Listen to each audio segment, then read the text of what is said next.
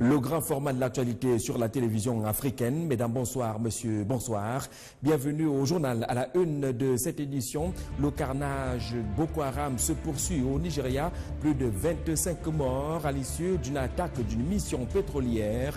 Les autorités nigérianes sont sérieusement embarrassées face à ces nouveaux morts. Au Cameroun également, une attaque kamikaze a été enregistrée aujourd'hui. 5 morts, dont 4 kamikazes et un habitant d'un village proche du chef de l'arrondissement de Mora. Les réactions continuent d'être enregistrées et les pays touchés par Boko Haram tendent toujours la main vers la communauté internationale. Peut-être une réponse de la communauté internationale au Tchad. L'Union européenne s'engage à accompagner un véritable plan Marshall. Le Tchad qui est frappé par une crise économique due à la chute du prix du baril du pétrole sur le marché international, mais également les questions de sécurité. Idriss Déby Itno avait menacé de se retirer de toutes les organisations si son pays n'était pas soutenu. L'Union européenne s'engage donc à soutenir le Tchad. Dans cette édition également, des réponses aux questions soulevées autour du procès des leaders anglophones entre guillemets. L'audience d'hier au tribunal militaire de Yaoundé a été reportée pour une nouvelle phase le 31 août prochain. Et il restera encore des questions sur la compétence du tribunal militaire de Yaoundé, sur la nature de cette procédure, sur le code qui est finalement utilisé. Des réponses à ces questions dans cette édition par Maître Martin Luther Hachet, avocat au barreau du Cameroun. Mesdames, Messieurs, voilà pour la vitrine du 20h.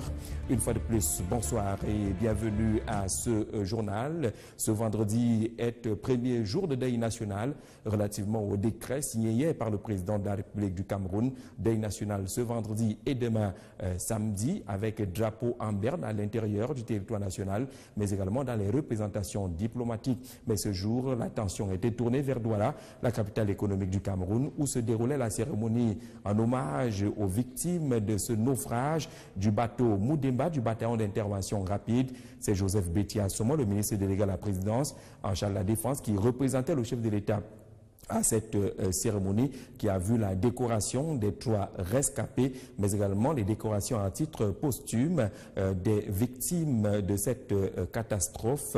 Il faut dire que 11 corps ont été repêchés jusque-là, dont 9 appartenant au groupe militaire, et également 34 morts sur les 37 personnes qui étaient embarquées dans ce navire. Moment de vive émotion à Douala. Edmond Fouché. C'était une journée triste et douloureuse ce 28 juillet 2017 sur l'esplanade de la base aérienne 201 de Douala. Des hommages de la nation sont rendus au personnel de l'armée camerounaise qui ont tragiquement perdu leur vie dans le naufrage du navire dénommé Moudemba, survenu le 16 juillet 2017 dernier au large de la presqu'île de Bakassi. Une cérémonie d'hommage national présidée par le ministre délégué à la présidence chargé de la défense, Joseph Betty Assomo, qui représentait personnellement le chef de l'État camerounais. Il y avait aussi la présence des hauts gradés des forces de défense nationale et surtout le tout Douala administratif, politique, traditionnel et religieux réunis sur cette esplanade pour rendre hommage à ces soldats. Lors de la présentation des victimes par le colonel Badjek, une ambiance lourde va immédiatement se répandre sur les présents, surtout les membres des familles des différents disparus. Moi, j'ai accouché mon enfant pour que l'enfant m'enterre. Je ne veux pas enterrer l'enfant. Tristesse, émoi, pleurs, consternation. Une cérémonie ouverte par la décoration de 2 des 3 rescapés du naufrage. Les soldats de 2e classe Bisoué Jean et Gwina Jonas ont reçu la médaille de la Croix de la valeur militaire à l'ordre de l'armée. Sur les 34 personnels militaires et civils péris dans cette catastrophe, 11 corps ont été retrouvés et identifiés. Les 11 corps sont bel et bien présents ici dans leur cercueil. Après l'oraison funèbre, la lettre des condoléances du chef de l'État a été lue par le préfet du Vouri. Ces soldats, couchés dans le silence de la mort, seront inhumés ce samedi 29 juillet 2017 dans leurs villages respectifs, laissant ces nombreuses familles, veuves et orphelins, dans la douleur. La douleur qui se répand donc à travers le territoire national et le respect strict de ces 2 jours de deuil national. Les événements qui étaient par exemple programmés à EDEA dans le cadre du Vivre Ensemble qui est soutenu par le ministre des Enseignements secondaires. Le grand concert géant initialement prévu demain samedi à partir de 18h au stade municipal d'EDEA a été annulé. Les autres festivités programmées pour dimanche prochain sont maintenues au chef-lieu du département de la Sanaga-Maritime. Nous y reviendrons. Entre-temps, c'est un coup de filet qui est signalé des éléments de la police judiciaire ici à Yaoundé. Ils ont mis la main sur 3 présumés malfrats, lesquels ont été présentés au public ce jour ici à Yaoundé. C'est au mois de juin dernier qu'une plainte contre inconnu avait été déposée par quelques victimes qui avaient été agressées, dit-on, par ces 3 présumés malfrats au lieu dit Nkwabang Opep à bord de leur véhicule. Ils sont soupçonnés d'être les auteurs de nombreux cas d'agression à main armée. Karino Komo.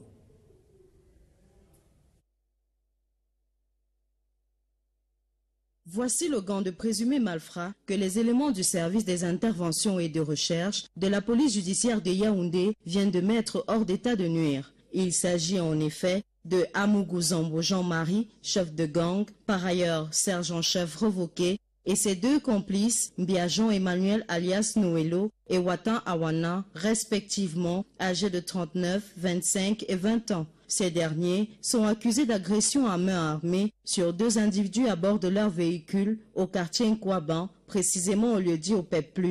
Ces victimes ont alors déposé une plainte contre inconnu à la direction de la police judiciaire de Yaoundé en juin dernier. L'ouverture immédiate d'une enquête a mené les éléments du service des interventions et de recherche sur la piste de ces malfaiteurs il y a quelques jours, ce qui a abouti à leur interpellation, puis à leur arrestation. Cette arrestation a également permis la saisie d'un arsenal d'armement, notamment 3 pistolets automatiques, 2 machettes et un couteau. Ces présumés malfrats utilisent un mode opératoire bien précis. Les suspects sur certaines rues de la ville à bord de leur moto. Lorsqu'ils traversent un véhicule en détresse, une panne sèche par exemple, ou n'importe quelle panne, une voiture garée avec des usagers à l'intérieur ou un couple en train de poser dans leur véhicule, ils le neutralisent avec leurs armes et leur demandent de leur remettre tout ce qu'ils ont de valeur, bijoux, téléphones, argent, etc. Voilà donc comment ils opèrent. Au cours de leur exploitation, les malfaiteurs ont avoué leurs actes et ont par ailleurs reconnu avoir perpétré plusieurs braquages dans la ville de Yaoundé. À travers cet acte, la police judiciaire de Yaoundé espère que d'autres victimes se présenteront pour déposer leur plainte afin que la sanction de ces malfrats soit à la hauteur de leur forfait. Et le tribunal est toujours ouvert, le tribunal militaire, dans le cadre du procès contre les leaders anglophones. L'audience d'hier a été reportée. Une nouvelle phase est ouverte pour le 31 août prochain. Mais il reste encore, depuis l'ouverture de cette audience et de ces audiences, plusieurs questions sans réponse pour plusieurs Camerounais. La première relative à la compétence du tribunal militaire de Yaoundé pour les faits qui ont été prétendument commis du côté du nord-ouest ou du sud-ouest. Des questions également autour du code qui est finalement utilisé par le tribunal militaire de Yaoundé. Les questions et les réponses finalement trouvées par la voix de maître Martin Luther Achet, qui est avocat au barreau du Cameroun, qui insiste sur la compétence du tribunal militaire. Il est au micro d'Inès Bellinga. La procédure a effectivement été appelée hier. A été renvoyé au 31 août pour la suite des débats. Mais pour bien comprendre le motif de renvoi, il faut peut-être rappeler ce qui s'est passé hier. À l'audience d'hier, il était question d'entendre les témoins de l'accusation. Pourquoi parvenir à ce point? Parce que durant les premières audiences, il y a des questions préalables qui ont été traitées, notamment des exceptions de procédure élevées par les avocats de la défense. Et une décision a été rendue sur ce point. les questions de forme ayant été traitées, il était donc question de rentrer au fond de l'affaire. C'est dans ces conditions qu'à l'audience d'hier, il a été question de passer à l'audition des témoins de l'accusation. Les accusés sont nombreux. Il y avait une procédure dans laquelle n'étaient poursuivis que 3 personnes, notamment un journaliste, M. Manchou, qu'on appelle BBC, un enseignant qui était syndicaliste, M. Fontaine, et un avocat, M. Congo. En marge de cette procédure, il en existait une autre où on a retrouvé plus d'une vingtaine de personnes. On leur reproche globalement d'avoir posé des actes susceptibles d'être qualifiés comme des actes de terrorisme, d'hostilité contre la patrie, de pillage en bande, d'outrage à corps constitué, de violence et de destruction. Ces points de droit ont fait l'objet de débats devant le tribunal militaire de Yaoundé qui s'est déclaré compétent. Pourquoi s'est-il déclaré compétent? Il s'est déclaré compétent parce que lorsqu'on regarde les dispositions de la loi sur le terrorisme au Cameroun, c'est vrai que c'est une loi nouvelle, on se rend bien compte que les dispositions de l'article 12 sur la saisine du tribunal indiquent que le tribunal militaire est saisi sur autorisation du commissaire du gouvernement. C'est ce qu'on appelle une voie de saisine directe. Maintenant, pour mieux le comprendre, il faut nécessairement revenir au code de justice militaire qui rappelle que, et j'aime mieux lire pour ne pas mal citer, en cas de circonstances exceptionnelles, en cas de menace grave à l'ordre public, à la sécurité de l'État ou de terrorisme, vous voyez l'allusion maintenant avec la loi sur le terrorisme de tout à l'heure, le tribunal militaire de Yaoundé peut exercer ses attributions sur l'ensemble du territoire. Il n'existe pas 2 droits au Cameroun en matière pénale, il en existe un seul. Il existe un seul code de procédure pénale, en français et en anglais. Maintenant, dans les dispositions du code de procédure pénale, et notamment relativement au problème qui s'est posé, celui de savoir comment est-ce qu'on fait des objections au cours d'un procès, et qu'est-ce qu'on appelle question insidieuse. Notre code de procédure pénale, dans ses dispositions 335, 379, 380, a clairement défini ce qu'on appelle les questions insidieuses. Voilà donc qui est clair autour de cette procédure qui est ouverte au tribunal militaire. On rappelle que la prochaine audience aura lieu le 31 août prochain et que le procureur dans cette affaire a été remplacé. Parlons de cette lutte contre Boko Haram et le carnage qui se poursuit au Nigeria. Mardi dernier, c'est une nouvelle attaque qui a été enregistrée. Des sources parlent de 25 victimes, d'autres évoquent une 50aine de victimes au cours d'une attaque d'une mission pétrolière. Le gouvernement avait d'abord pensé à un kidnapping pour justement constater qu'il s'agit une fois de plus d'un acte perpétré par les éléments de Boko Haram. Michel Siré-Tchoungui. Selon des équipes de secours, personne ou presque n'a pu se sauver de cette attaque. L'on parle de plus de 50 corps déjà retrouvés. D'autres auraient été enterrés sur place parce que brûlés vifs dans leur voiture. C'est le travail du groupe terroriste Boko Haram qui a attaqué mardi dernier un convoi d'une dizaine de véhicules dans le nord du Nigeria, non loin de Maïdougouri. Le convoi en question revenait d'une mission d'exploration pétrolière d'un mois dans la région du lac Tchad. À bord des véhicules, des chercheurs de l'université de Maïdougouri mandatés par la compagnie Nigerian National Petroleum Company, des militaires et d'autres civils. Le voyage se déroulait sans heurts jusqu'au moment où le convoi tombe dans l'embuscade des terroristes de Boko Haram. Une embuscade que l'armée a qualifiée de simple kidnapping. En effet, les autorités militaires ont affirmé mercredi dernier avoir sauvé une équipe de géologues kidnappés par les hommes d'Aboubakar Shekau à la faveur d'une opération de sauvetage qui a coûté la vie à une dizaine de personnes. Chose qui se trouve être une farce au regard des morts déjà enregistrés. Il faut dire que les circonstances de cette attaque ne sont pas encore éclaircies. Mais L'on se souvient que la zone de production de pétrole concentrée dans le delta du Niger a toujours été la cible d'attaques et sabotages répétés des rebelles locaux revendiquant un meilleur partage des ressources, ce qui a poussé le gouvernement à prospecter ailleurs, notamment vers le nord-est où sévit Boko Haram. Cette attaque s'apparente donc à un signal de Boko Haram qui s'opposerait à l'exploitation pétrolière dans cette zone du nord-est. Et au Cameroun, on signalait une autre attaque de Boko Haram, une attaque kamikaze ce matin autour de la localité de Mora, au canton Mémé. Cette attaque aurait fait 5 morts, dont 4 kamikazes, un habitant du village, mais également 5 blessés. Nous y reviendrons. Le temps d'accompagner cette fin de mission des policiers camerounais engagés dans la mission de paix des Nations Unies en République centrafricaine. 19 au total qui viennent de passer environ 12 mois en territoire centrafricain sous la bannière des Nations Unies, les casques bleus. Ils ont reçu une reconnaissance des Nations Unies à travers ces décorations pour la bravoure et l'engagement de ces policiers camerounais dans cette mission onusienne. L'occasion était également trouvée pour revenir à travers la voix des spécialistes, les chefs des missions des Nations Unies, sur les missions des casques bleus engagés dans une opération comme celle en République centrafricaine, opération stabilisation et de paix, les missions qui sont bien connues, qui sont également bien encadrées. Les 19 policiers camerounais vont donc retrouver leur terre natale après 12 mois de succès dans cette opération.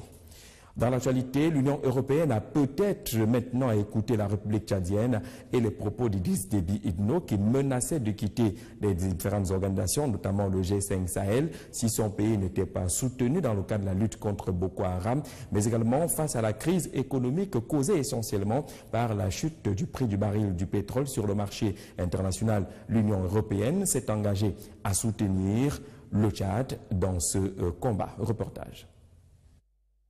Les ultimatums du président tchadien Idriss Déby Itno se révèlent être de véritables menaces et l'Union européenne le réalise enfin.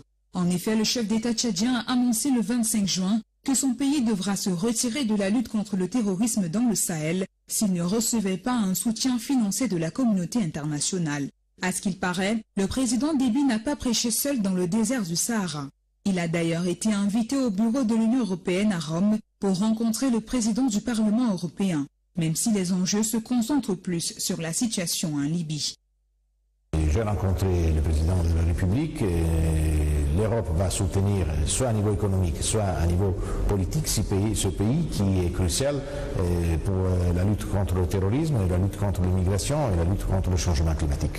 Cependant, le discours de Antonio Tajani ne convainc apparemment pas Idriss Déby. Certes, la crise libyenne, le financement de la lutte contre le terrorisme, la fragilité sécuritaire dans la zone du Sahel, la gestion des flux migratoires sont des problèmes aussi importants, mais reste que la situation du Tchad n'est guère reluisante. Face à une crise économique sévère, le président tchadien demande désormais un plan Marshall pour son pays et aussi pour le continent, financé par l'Union européenne, et appelle à une participation sincère de l'Occident.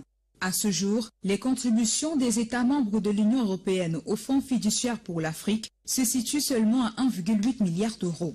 Pour le président tchadien, son pays s'est assez coûteusement engagé dans les opérations de la MINUSMA et du G5 Sahel, l'un des facteurs qui entraîne aujourd'hui la vaste politique de rationalisation des effectifs de l'administration publique. Le déficit budgétaire du Tchad est passé de 9% à 12% entre 2015 et 2016.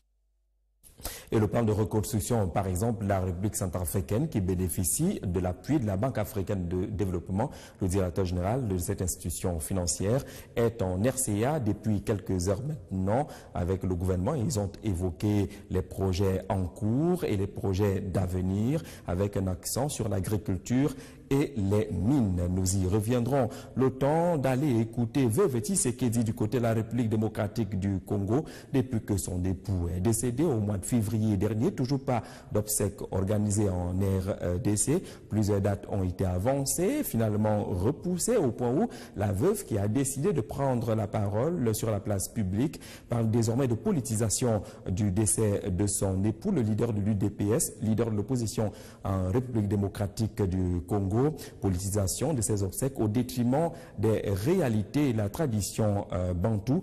Elle appelle d'ailleurs les premières dames africaines à faire pression sur Joseph Kabila pour le retour de la dépouille de son époux en RDC. Mathieu Wamba. Depuis le décès de son mari le 1er février 2017 à Bruxelles, Marthe Kazalou Tshisekedi, qui était jusqu'ici restée en retrait, est sortie de sa réserve hier face à la presse nationale et internationale pour évoquer le retard accusé jusque-là pour assurer des obsèques dignes à son défunt mari. Faire appel à tout le monde qui connaît mon mari, l'ami, les parents, et tous qui les connaissent, pour les faire sensibiliser et les faire comprendre ma douleur. Pour évoquer le retard accusé jusque-là pour assurer des obsèques dignes à son défunt mari. Dans son adresse, celle qui est appelée Maman Marc par ses intimes, a vertement accusé les autorités de Kinshasa et à leur tête, Joseph Kabila Kabange, de retarder l'inhumation du corps dans le but de gagner du temps, pour ne pas appliquer les différentes résolutions politiques qui aboutiraient au respect de la constitution du pays qui les met hors jeu pour les élections à venir. La dépouille d'Etienne Tshisekedi serait donc un fonds de commerce, un prétexte pour Kabila et compagnie. Mais tout cela n'est pas fait pour créer la cohésion nationale. Et ce refus d'organisation des obsèques sonne comme une insulte à la mémoire de ce grand homme politique qui a longtemps combattu pour la démocratie dans son pays et dont l'Afrique tout entière en est fière. La Belgique, qui a organisé des obsèques partielles à la basilique Notre-Dame de Kolbach, est allée jusqu'à offrir 4500 mètres carrés pour un caveau à Bruxelles et un avion pour le rapatriement du corps. Mais toutes ces propositions ont toujours buté sur les multiples polémiques orchestrées par le pouvoir. Le choix du lieu, de l'inhumation d'une part, l'organisation des obsèques d'autre part. Maman Marthe Kazalou Tshisekedi en appelle aux premières dames d'Afrique et du monde afin que le corps de son mari enterré au cimetière d'Ixelles en Belgique puisse retrouver la terre natale.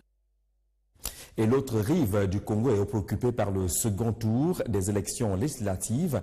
La campagne électorale en vue de ce second tour s'achève tout à l'heure à minuit. Le scrutin, quant à lui, est programmé pour dimanche prochain. Les enjeux sont clairs pour l'opposition qui voudrait prendre un nombre de places au Parlement congolais. Le PCT, le Parti congolais du travail, et la majorité présidentielle ont déjà un chiffre assez réconfortant et attendent justement maximiser leurs chances pour avoir une majorité tranquille à l'Assemblée nationale. Mais les résultats sont attendus, les résultats des élections de dimanche prochain. On dit que les jeux sont ouverts du côté de Brazzaville. Le point avec Pascal Ngangadiaï. Ce sont au total 49 sièges qui restaient à pourvoir après le premier tour des élections législatives qui se sont déroulées le 16 juillet dernier au Congo-Brazzaville pour une assemblée nationale qui en comptera au final 151. Prêts pour le vote de ce dimanche, les 94 candidats en ballotage ont eu une semaine de campagne pour convaincre les électeurs et les états-majors des formations politiques le temps nécessaire pour fourbir leurs armes et mettre en place des stratégies. Des grands duels qualifiés par certains comme des chaudes empoignades sont annoncés surtout entre les députés sortants et des tout nouveaux déterminés à faire leur entrée à l'hémicycle. Quant au Parti congolais du travail PCT, le parti du président Denis Sassou Nguesso, avec ses 70 députés élus dès les premiers tours, il reste serein, conscient des enjeux et du défi à relever, c'est-à-dire donner une confortable et large majorité au chef de l'État. La première phase de ces élections nous donne entièrement satisfaction, mais je pense qu'il faut consolider cette victoire au deuxième tour. Il n'y a pas de doute que la majorité absolue en ce qui concerne notre parti sera atteinte. À l'opposition, quoique divisée et où la plupart des partis sont en perte de vitesse, le mouvement politique de l'Union des démocrates humanistes UDH-Yuki de Guy Brice Parfait Kolela, arrivé deuxième à la présidentielle de 2016 avec ses quelques candidats en ballotage favorables, semble sortir du lot. Je crois qu'on va continuer sur cette même lancée par rapport à ceux qui restent en lice, c'est-à-dire qui vont aller au deuxième tour. Je suis confiant que notre avenir politique est radieux. Mais une chose est certaine, les partis de la majorité présidentielle qui viennent de se tailler entre-temps la part du lion dans les conseils municipaux et départementaux en remportant plusieurs sièges sont en passe de remporter la majorité à la future Assemblée nationale. Parlons coopération entre le Cameroun et la Chine, les bons points d'une coopération, notamment avec Exim Bank China.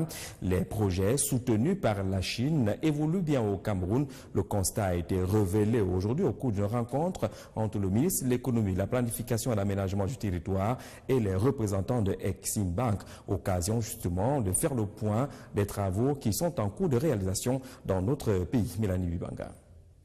Pourquoi l'énergie? C'est parce que nous voulons en même temps que nous... Pendant près de 2 heures, le ministre Louis-Paul Motazé et la présidente de la China Exim Bank ont passé au scanner les grands projets qui portent l'émergence du Cameroun. La dotation en énergie, la construction des infrastructures routières et la modernisation de l'agriculture. Voilà les 3 projets sur lesquels l'État du Cameroun va désormais se concentrer afin d'avoir une économie plus forte. Un modèle type de la Chine, ce qui a d'ailleurs valu les félicitations au pays de Paul Biya pour avoir su s'inspirer de ce modèle chinois. Louis-Paul Motazé, au cours de son déroulé des projets à venir, s'est apaisanti sur la maturation de ces derniers, dont la reconnaissance des indemnisations occupe une place de choix. Il faut avoir identifié toutes ces personnes et il faut leur avoir payé les compensations, les indemnisations, parce qu'on va détruire soit leur champ, soit leur maison. Donc ça, c'est une première condition maintenant pour qu'un projet soit inclus dans le budget. L'état de santé de la coopération sino-camerounaise étant meilleur, la présidente de la China Exim Bank, qu'accompagnait l'ambassadeur de la République populaire de Chine au Cameroun, n'a pas manqué de rappeler au gouvernement camerounais que la peur de l'endettement ne doit constituer en aucun cas un frein au développement du pays. C'était également l'occasion pour cette délégation chinoise de rappeler aux pays africains en général et au Cameroun en particulier que 60 milliards de dollars sont disponibles en Chine en termes de prêts pour l'Afrique. Rappelons que la construction du port en eau profonde de Kribi a été financée par la China Exim Bank ainsi que l'autoroute qui va relier Boro à la ville de Kribi. C'est l'une des grandes attractions du salon L'Action gouvernementale, la vitrine du Cameroun, le SAGO, qui se tient en ce moment ici à Yaoundé. Le stand de la Société nationale de raffinage, la Sonara. De nombreux visiteurs qui se comptent par centaines, curieux de voir comment est traité le pétrole et comment sont traités les hydrocarbures dans notre pays. Un secteur qui jusque-là a été considéré comme se gérant dans le noir, mais qui est évoqué de plus en plus avec la nouvelle vision managériale en public et pour tous les publics. Florent Zanga. Depuis la toute première édition du Salon de l'Action gouvernementale, la Société nationale de raffinage a toujours été présente. Pour cette édition 2017, la Sonara veut mieux se faire connaître auprès du grand public. Beaucoup de personnes pensent que la Sonara s'occupe de l'exploration, de l'exploitation et de la production du brut. Tel n'est pas le cas. Ça, c'est la mission d'une autre société camerounaise, à savoir la SNH. Et la Sonara, elle, se positionne comme une entreprise, une société de raffinage. Ça veut dire quoi? Ça veut dire que Sonara achète le pétrole brut auprès de la SNH en partie, une partie auprès de la Guinée équatoriale et une partie auprès du Nigeria. Ça veut dire que nous achetons ces produits et nous le raffinons en produits pétroliers. Sous l'impulsion de son directeur général Ibrahim Talbamala, la Sonara a entrepris un certain nombre d'engagements dans une forte communication, son projet d'extension et de modernisation de ses structures et le traitement des eaux usuelles. Alors, c'est ce projet d'extension qui permet à la Sonara d'augmenter sa capacité de production qui passe de 2 100 000 tonnes à 3 500 000 tonnes et un peu plus. L'avantage dans ce projet, c'est qu'il nous permettra désormais, n'est-ce pas, de ne pas acheter toute notre matière première qui est le pétrole brut auprès du Nigeria, la Guinée équatoriale, mais de consommer entre 70 et 100% du brut produit au Cameroun et dans la zone CEMAC. Son stand, depuis le début de la vitrine du Cameroun, a reçu plus de 600 visiteurs, curieux de connaître les produits de la Sonara. Au terme du salon, la Sonara espère avoir rempli sa mission qui est celle d'éclairer les visiteurs sur ses missions. La Sonara aura gagné, n'est-ce pas, à éviter la désinformation. Parce que quand vous n'avez pas donné la bonne information aux Camerounais, la tendance serait de donner, pas parce qu'ils ont la mauvaise volonté, mais de donner la mauvaise information aux autres. Il est à noter que la Sonara, c'est 24 heures sur 24 de services pour satisfaire le public. Le SAGO 2017 met un accent particulier sur la gestion des collectivités territoriales décentralisées. Plusieurs exposés sont tenus par les municipalités de ce côté-là. Et parlons justement de l'action des municipalités. La commune d'Obala, dans le département de la Léquier, vient de tenir une session de son compte administratif. Les chiffres sont plutôt flatteurs en termes de recettes, mais également d'exécution des projets de ce côté. Les conseillers municipaux ont apprécié le travail qui a été élaboré en présence naturellement des autorités du département de la Léquier. Silouane Monkam. 970 823 098 francs CFA, c'est le montant en recettes du compte administratif pour l'exercice 2016 de la commune d'Obala présenté au cours de la session ordinaire de son conseil municipal. Un compte qui a connu une nette augmentation par rapport à celui de l'année 2017 qui s'élevait à 857 703 165 francs CFA. Des chiffres associés à un taux de réalisation de projet de 72,23%. Bilan assez satisfaisant pour le chef de l'exécutif municipal de la localité, même si de nombreux travaux restent encore en cours d'exécution. Vous avez suivi les conseillers qui étaient satisfaits du taux de réalisation. Il y a des projets qui sont en cours de réalisation parce que avec le système de commande publique, parfois nous perdons un peu de temps dans les procédures. Donc il y a des projets qui sont en train d'être finalisés.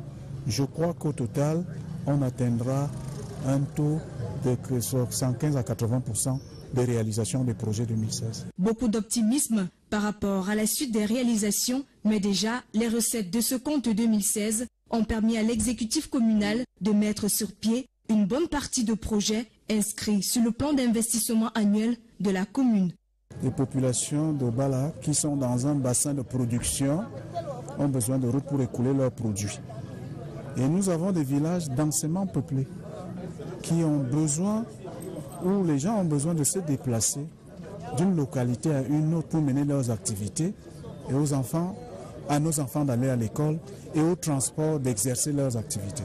Nous avons réalisé des dizaines de forages et nous avons continué à soutenir la communauté éducative, les agriculteurs. Un travail qui se poursuit afin de favoriser le plein épanouissement des populations. Il faut noter que sur 82 projets, 47 ont été réalisés, dont 17 issus des fonds propres de la commune, 7 sont en cours de réalisation et 28 autres projets sont encore en attente de financement. L'exercice écoulé, presque 30% des ressources de la commune venaient de l'État, dont des transferts, des compétences transférées. Et vous savez que les compétences transférées doivent s'accompagner des moyens d'action. Donc l'État s'emploie à mettre à la disposition des communes assez de ressources pour permettre à ces communes-là de réaliser les projets porteurs, des projets qui sont très attendus par la base. De nombreuses difficultés ont également été recensées au cours de ces assises, notamment au niveau du trésor public, ce qui a quelque peu affecté la commune dans la réalisation harmonieuse de certains projets de développement. Mais malgré cela, de bonnes perspectives sont annoncées à la commune d'Obala. Vous retrouverez pour la présentation du journal Parfait Haïti et toi. Mesdames, Messieurs, tout à l'heure à 21h, je vous donne rendez-vous avec Décryptage qui vous propose à nouveau cet entretien entre Ernest Ouama et Jean-Pierre Amougou Belinga, le président directeur général du groupe L'Anecdote. Réponse à toutes vos questions. Mesdames, Messieurs, passez une magnifique soirée et un bon week-end sur Vision 4.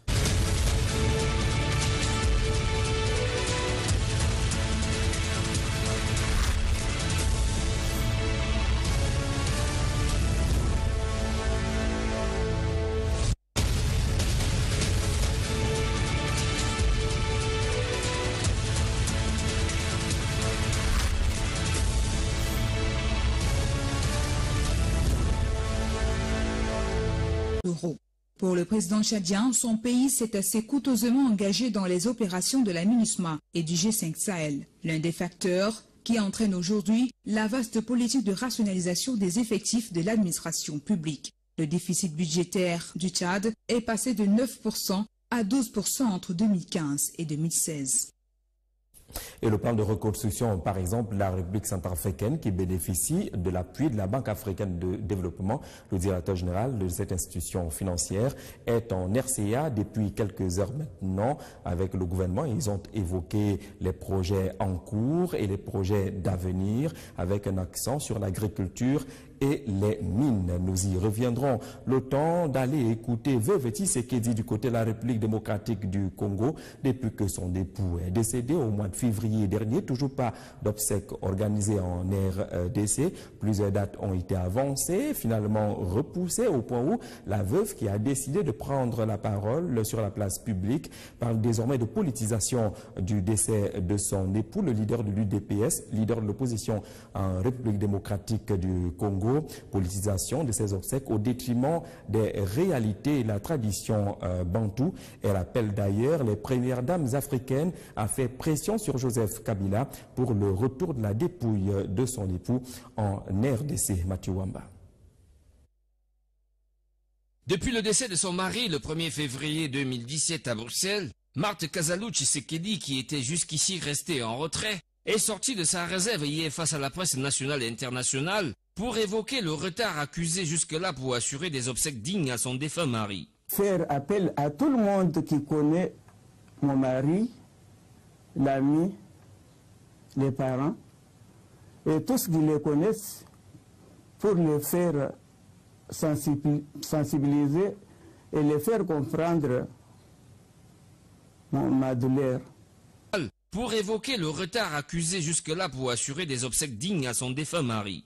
Dans son adresse, celle qui est appelée Maman Marc par ses intimes, a vertement accusé les autorités de Kinshasa et à leur tête, Joseph Kabila Kabange, de retarder l'inhumation du corps dans le but de gagner du temps, pour ne pas appliquer les différentes résolutions politiques qui aboutiraient au respect de la constitution du pays qui les met hors jeu pour les élections à venir.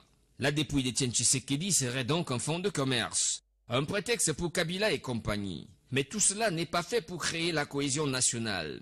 Et ce refus d'organisation des obsèques sonne comme une insulte à la mémoire de ce grand homme politique qui a longtemps combattu pour la démocratie dans son pays et dont l'Afrique tout entière en est fière. La Belgique, qui a organisé des obsèques partielles à la basilique Notre-Dame de Kolberg, est allée jusqu'à offrir 4500 mètres carrés pour un caveau à Bruxelles et un avion pour le rapatriement du corps. Mais toutes ces propositions ont toujours buté sur les multiples polémiques orchestrées par le pouvoir. Le choix du lieu, de l'inhumation d'une part, l'organisation des obsèques d'autre part. Maman Marthe Kazalou Tshisekedi en appelle aux premières dames d'Afrique et du monde afin que le corps de son mari enterré au cimetière d'Ixelles en Belgique puisse retrouver la terre natale. Et l'autre rive du Congo est préoccupée par le second tour des élections législatives. La campagne électorale en vue de ce second tour s'achève tout à l'heure à minuit. Le scrutin, quant à lui, est programmé pour dimanche prochain. Les enjeux sont clairs pour l'opposition qui voudrait prendre un nombre de places au Parlement congolais. Le PCT, le Parti congolais du travail, et la majorité présidentielle ont déjà un chiffre assez réconfortant et attendent justement maximiser leurs chances pour avoir une majorité tranquille à l'Assemblée nationale. Mais les résultats sont attendus, les résultats des élections de dimanche prochain. On dit que les jeux sont ouverts du côté de Brazzaville. Le point avec Pascal Ngangadiaï. Ce sont au total 49 sièges qui restaient à pourvoir après le premier tour des élections législatives qui se sont déroulées le 16 juillet dernier au Congo-Brazzaville pour une assemblée nationale qui en comptera au final 151. Prêts pour le vote de ce dimanche, les 94 candidats en ballotage ont eu une semaine de campagne pour convaincre les électeurs et les états-majors des formations politiques le temps nécessaire pour fourbir le... La procédure a effectivement été appelée hier. Elle a été renvoyée au 31 août pour la suite des débats. Mais pour bien comprendre le motif de renvoi, il faut peut-être rappeler ce qui s'est passé hier. À l'audience d'hier, il était question d'entendre les témoins de l'accusation. Pourquoi parvenir à ce point?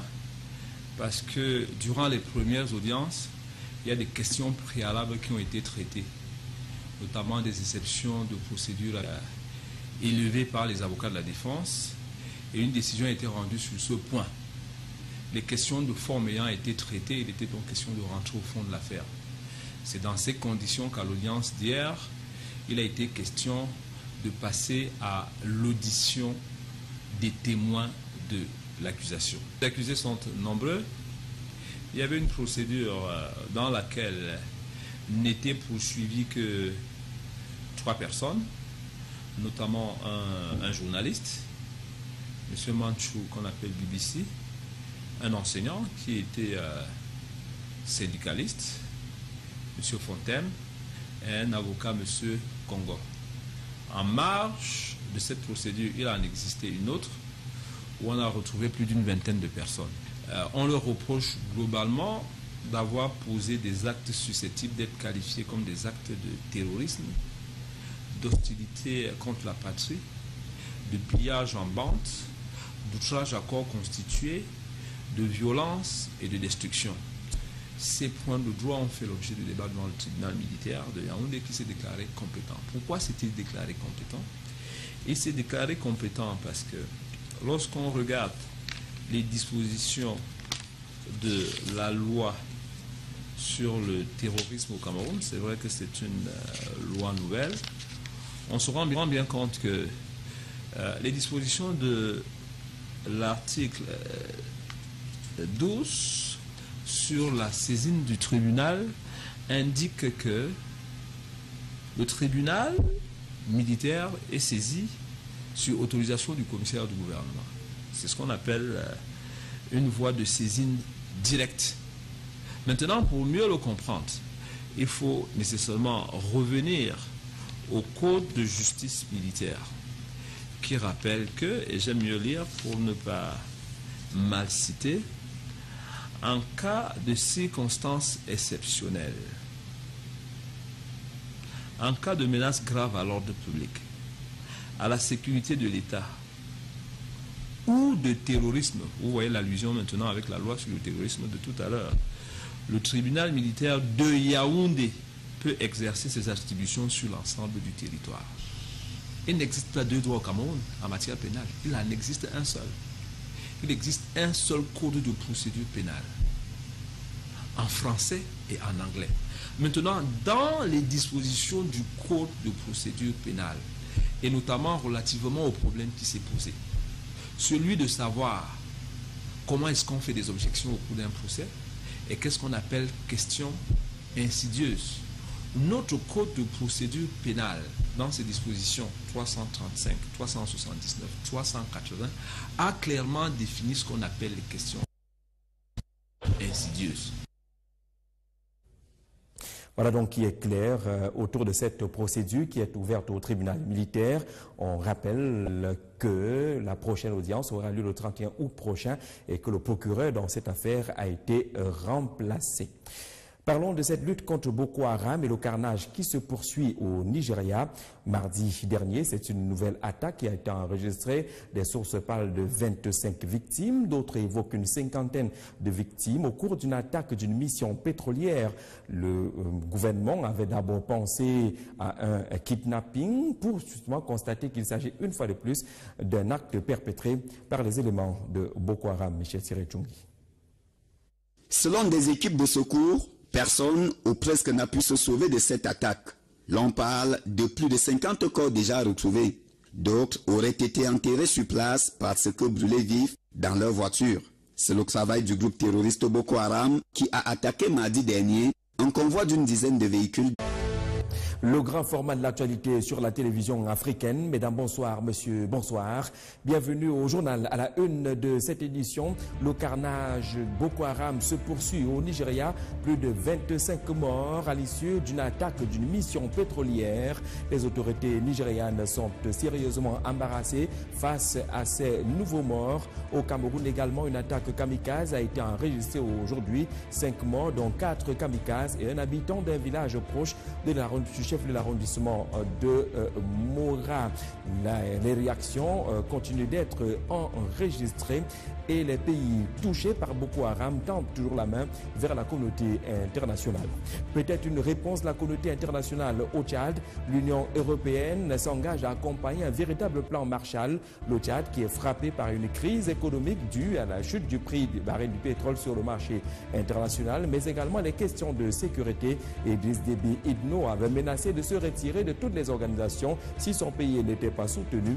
L'Union européenne s'engage donc à soutenir le Tchad. Dans cette édition également, des réponses aux questions soulevées autour du procès des leaders anglophones entre guillemets.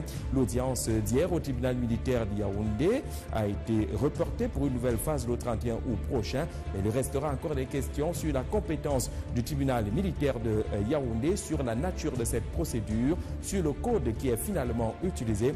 Des réponses à ces questions dans cette édition par Maître Martin Luther Hachet, avocat au barreau du Cameroun. Mesdames et messieurs, voilà pour la vitrine du 20h. Une fois de plus, bonsoir et bienvenue à ce journal. Ce vendredi est premier jour de deuil national relativement au décret signé hier par le président de la République du Cameroun. Deuil national ce vendredi et demain samedi avec drapeau en berne à l'intérieur du territoire national, mais également dans les représentations diplomatiques. Mais ce jour, l'attention était tournée vers Douala, la capitale économique du Cameroun, où se déroulait la cérémonie en hommage aux victimes de ce naufrage du bateau Moudemba, du bataillon d'intervention rapide. C'est Joseph Bétia Sommo, le ministre délégué à la présidence en charge de la défense, qui représentait le chef de l'État à cette cérémonie qui a vu la décoration des 3 rescapés, mais également les décorations à titre posthume des victimes de cette catastrophe. Il faut dire que 11 corps ont été repêchés jusque-là, dont 9 appartenant au groupe militaire, et également 34 morts sur les 37 personnes qui étaient embarquées dans ce navire. Moment de vive émotion à Douala. Edmond Fouché. C'était une journée triste et douloureuse ce 28 juillet 2017 sur l'esplanade de la base aérienne 201 de Douala. Des hommages de la nation sont rendus au personnel de l'armée camerounaise qui ont tragiquement perdu leur vie dans le naufrage du navire dénommé Moudemba, survenu le 16 juillet 2017 dernier au large de la presqu'île de Bakassi. Une cérémonie d'hommage national présidée par le ministre délégué à la présidence chargé de la défense, Joseph Bétia Sommo, qui représentait personnellement le chef de l'État camerounais. Il y avait aussi la présence des hauts gradés des forces de défense nationale et surtout le tout Douala administratif, politique, traditionnel et religieux réunis sur cette esplanade pour rendre hommage à ces soldats. Lors de la présentation des victimes par le colonel Badjek, une ambiance lourde va immédiatement se répandre sur les présents, surtout les membres des familles des différents disparus. Moi, j'ai accouché mon enfant pour que la femme enterre. Je ne veux pas enterrer les enfants. Tristesse, émoi, pleurs, consternation. Une cérémonie ouverte par la décoration de 2 des 3 rescapés du naufrage. Les soldats de 2e classe Bisoué Jean et Guina Jonas ont reçu la médaille de la Croix de la valeur militaire à l'ordre de l'armée. Sur les 34 personnels militaires et civils péris dans cette catastrophe, 11 corps ont été retrouvés et identifiés. Les 11 corps sont bel et bien présents ici dans leur cercueil. Après l'oraison funèbre, la lettre des condoléances du chef de l'État a été lue par le préfet du Vouri. Ces soldats, couchés dans le silence de la mort, seront inhumés ce samedi 29 juillet 2017 dans leurs villages respectifs, laissant ces nombreuses familles, veuves et orphelins, dans la douleur.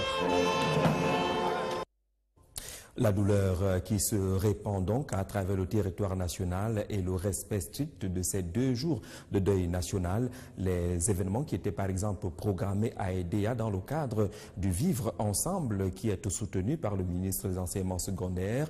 Le grand concert géant initialement prévu demain samedi à partir de 18 h au stade municipal d'EDEA a été annulé. Les autres festivités programmées pour dimanche prochain sont maintenues au chef-lieu du département de la Sanaga-Maritime. Nous y reviendrons. Entre-temps, c'est un coup de filet qui est signalé des éléments de la police judiciaire ici à Yaoundé. Ils ont mis la main sur 3 présumés malfrats, lesquels ont été présentés au public ce jour ici à Yaoundé. C'est au mois de juin dernier qu'une plainte contre inconnu avait été déposée par quelques victimes qui avaient été agressées, dit-on, par ces 3 présumés malfrats au lieu dit Nkwabang Opep à bord de leur véhicule. Ils sont soupçonnés d'être les auteurs de nombreux cas d'agression à main armée. Karino Komo.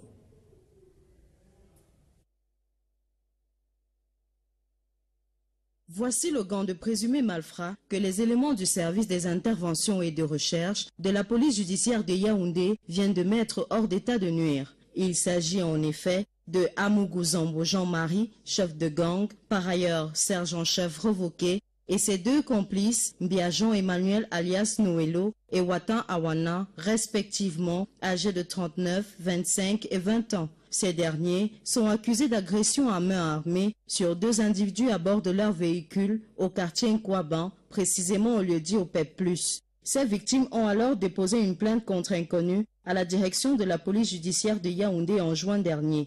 L'ouverture immédiate d'une enquête a mené les éléments du service des interventions et de recherche sur la piste de ces malfaiteurs il y a quelques jours, ce qui a abouti à leur interpellation, puis à leur arrestation. Cette arrestation a également permis la saisie d'un arsenal d'armement, notamment 3 pistolets automatiques, 2 machettes et un couteau. Ces présumés malfrats utilisent un mode opératoire bien précis. Les suspects sur certaines rues de la ville à bord de leur moto.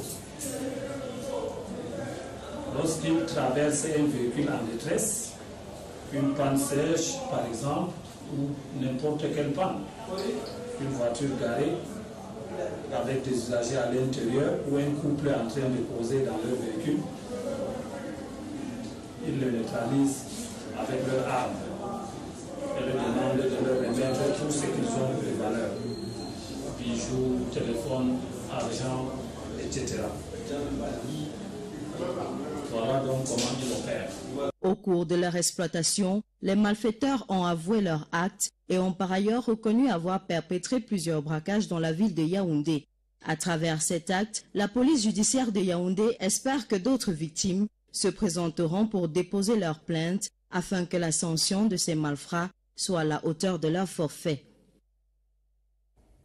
Et le tribunal est toujours ouvert, le tribunal militaire, dans le cadre du procès contre les leaders anglophones. L'audience d'hier a été reportée. Une nouvelle phase est ouverte pour le 31 août prochain. Mais il reste encore, depuis l'ouverture de cette audience et de ces audiences, plusieurs questions sans réponse pour plusieurs Camerounais. La première relative à la compétence du tribunal militaire de Yaoundé pour les faits qui ont été prétendument commis du côté du nord-ouest ou du sud-ouest. Des questions également autour du code qui est finalement utilisé par le tribunal militaire de Yaoundé. Les questions et les réponses finalement trouvées par la voix de maître Martin Luther Achet, qui est avocat au barreau du Cameroun, qui insiste sur la compétence du tribunal militaire. Il est au micro d'Inès Bellinga. Dans le nord du Nigeria, non loin de Maïdougouri, le convoi en question revenait d'une mission d'exploration pétrolière d'1 mois dans la région du lac Tchad. À bord des véhicules, des chercheurs de l'université de Maïdougouri mandatés par la compagnie Nigerian National Petroleum Company, des militaires et d'autres civils. Le voyage se déroulait sans heurts jusqu'au moment où le convoi tombe dans l'embuscade des terroristes de Boko Haram. Une embuscade que l'armée a qualifiée de simple kidnapping. En effet, les autorités militaires ont affirmé mercredi dernier avoir sauvé une équipe de géologues kidnappés par les hommes d'Aboubakar Shekau à la faveur d'une opération de sauvetage qui a coûté la vie à une dizaine de personnes. chose qui se trouve être une farce au regard des morts déjà enregistrés. Il faut dire que les circonstances de cette attaque ne sont pas encore éclaircies, mais l'on se souvient que la zone de production de pétrole concentrée dans le delta du Niger a toujours été la cible d'attaques et sabotages répétés des rebelles locaux revendiquant un meilleur partage des ressources, ce qui a poussé le gouvernement à prospecter ailleurs, notamment vers le nord-est où sévit Boko Haram. Cette attaque s'apparente donc à un signal de Boko Haram qui s'opposerait à l'exploitation pétrolière dans cette zone du nord-est. Et au Cameroun, on signalait une autre attaque de Boko Haram, une attaque kamikaze ce matin autour de la localité de Moura, au canton Mémé. Cette attaque aurait fait 5 morts, dont 4 kamikazes, un habitant du village, mais également 5 blessés. Nous y reviendrons. Le temps d'accompagner cette fin de mission des policiers camerounais engagés dans la mission de paix des Nations Unies en République centrafricaine. 19 au total qui viennent de passer environ 12 mois en territoire centrafricain sous la bannière des Nations Unies, les casques bleus. Ils ont reçu une reconnaissance des Nations Unies à travers ces décorations pour la bravoure et l'engagement de ces policiers camerounais dans cette mission onusienne. L'occasion était également trouvée pour revenir à travers la voix des spécialistes, les chefs des missions des Nations Unies, sur les missions des casques bleus engagés dans une opération comme celle en République centrafricaine, opération stabilisation et de paix, les missions qui sont bien connues, qui sont également bien encadrées. Les 19 policiers camerounais vont donc retrouver leur terre natale après 12 mois de succès dans cette opération. Dans l'actualité, l'Union européenne a peut-être maintenant écouté la République tchadienne et les propos d'Idriss Déby Itno qui menaçait de quitter les différentes organisations, notamment le G5 Sahel, si son pays n'était pas soutenu dans le cadre de la lutte contre Boko Haram, mais également face à la crise économique causée essentiellement par la chute du prix du baril du pétrole sur le marché international. L'Union européenne s'est engagée à soutenir le Tchad dans ce combat. Reportage.